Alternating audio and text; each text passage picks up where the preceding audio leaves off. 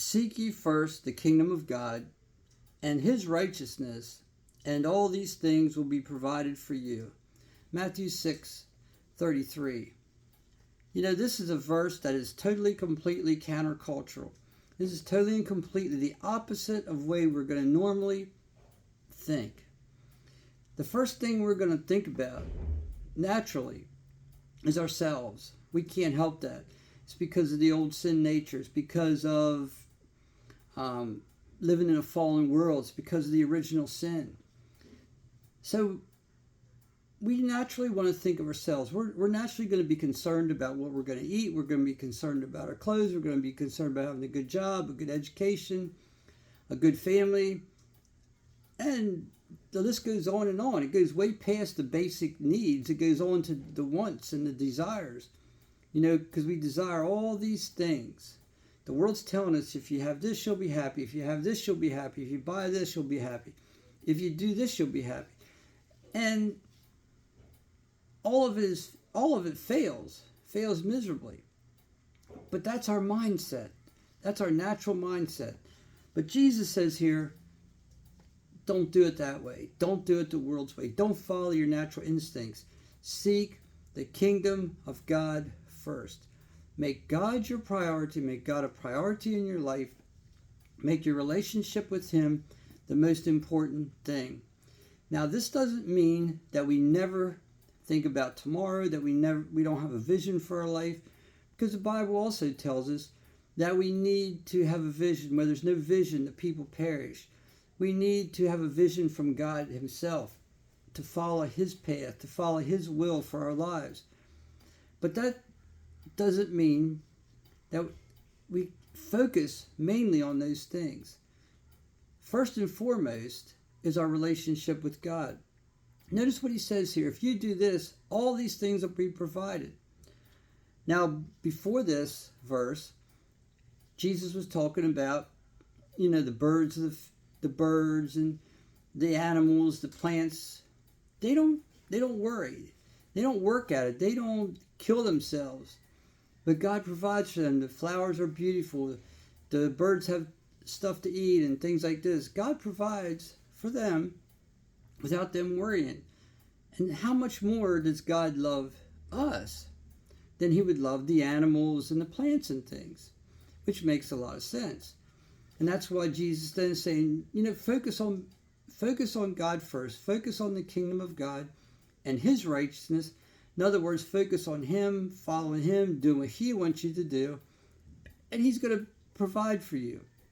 He'll take care of you. If he sends you down a path that's unfamiliar, where you need resources, he'll provide as you go. We have to focus on him first.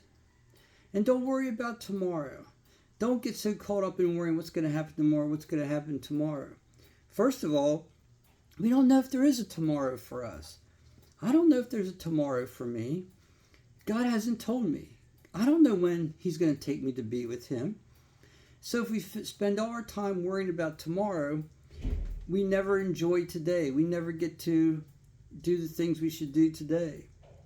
It ruins our present if we worry too much about the future. If we live in the past, the same thing. We need to worry about, not really worry, but we need to make God a priority. One of the interesting things that really happens when we make God the priority, when we put him first, he does provide for us, like he says. But another very interesting thing, to me is that our desires change. My desires changed a lot.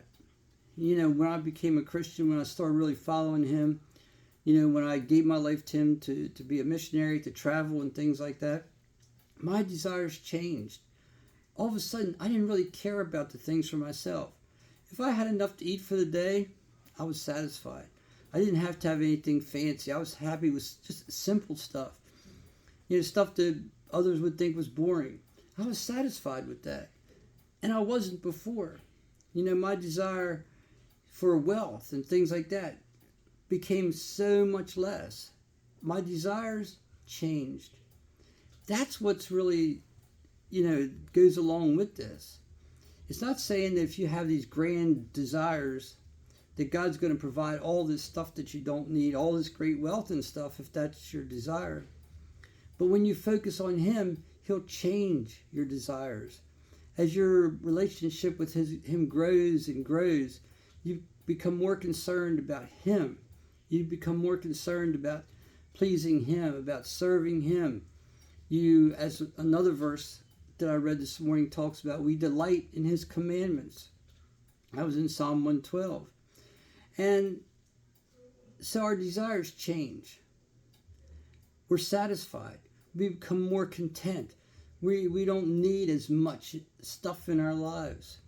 Our lives become in many ways a lot simpler, less complicated when we give our lives to Him.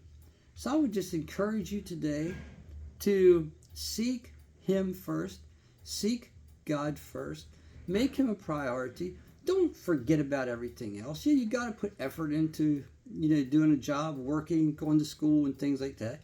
Obviously, you have to do that, but I would encourage you to put God first each and every day. Dedicate your life to Him each and every day. Commit it to Him each and every day. And see how He changes you, how He changes you from the inside out. He makes you a person with greater contentment, greater satisfaction, and more peace in your lives. Even a greater joy will come along with that. If this video was in any way encouraging or helpful to you, please like, share, and subscribe. Leave some comments. And as always, may God bless you.